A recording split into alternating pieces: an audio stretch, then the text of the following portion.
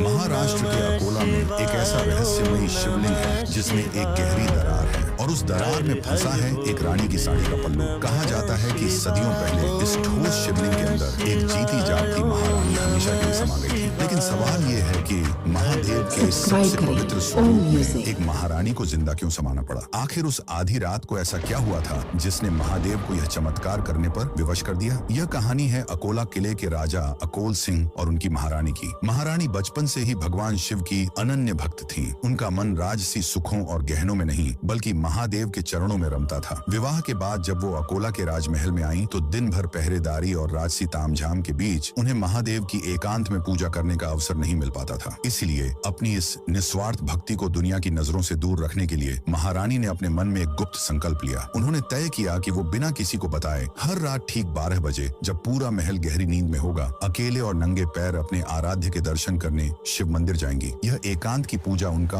और महादेव का एक बेहद पवित्र और निजी रहस्य था, लेकिन उन्हें नहीं पता था कि उनका यही पवित्र नियम उनके लिए काल बन जाएगा। महल के कुछ दरबारियों और पहरेदारों ने राजा के कान भरने शुरू कर दिए। महाराज, महारानी आधी रात को छुपकर महल से बाहर क्यों जाती हैं? आखिर वो इस घने अंधेरे में किससे मिलने जाती हैं? बार बार भड़काए जाने पर राजा के मन में शक का भयानक बीज पनप गया। एक रात संदेह में अंधे होकर राजा तलवार लेकर रानी के पीछे पीछे निकल पड़े। रानी को शिव मंदिर के गर्भगृह में जाते देख क्रोध से भरा राजा भी सीधे अंदर घुस गया। वहाँ महारानी पूरी तरह शिव के ध्यान में लीन थी। आहट सुनकर रानी ने जब आंखें खोली तो देखा कि उनका पति तलवार ताने खड़ा है। एक पतिव्रता स्त्री के लिए उसके सतीत्व पर शक किए जाने से बड़ा आघात कोई नहीं हो सकता था। रानी ने आंसुओं से भरी आंखों से अपने सामने विराजे शिवलिंग की तरफ देखा और दोनों हाथ जोड़कर कहा, हे नीलकंठ, हे त्रिलोकीनाथ, अगर मेरी भक्ति और मेरा चरित्र पवित्र है तो मुझे इसी वक्त अपने चरणों में शरण दे दो। इस कलंक और शक की दुनिया में मैं अब एक पल भी जीवित नहीं रहना चाहती। और तभी महादेव ने अपनी परम भक्त की लाज रखने के लिए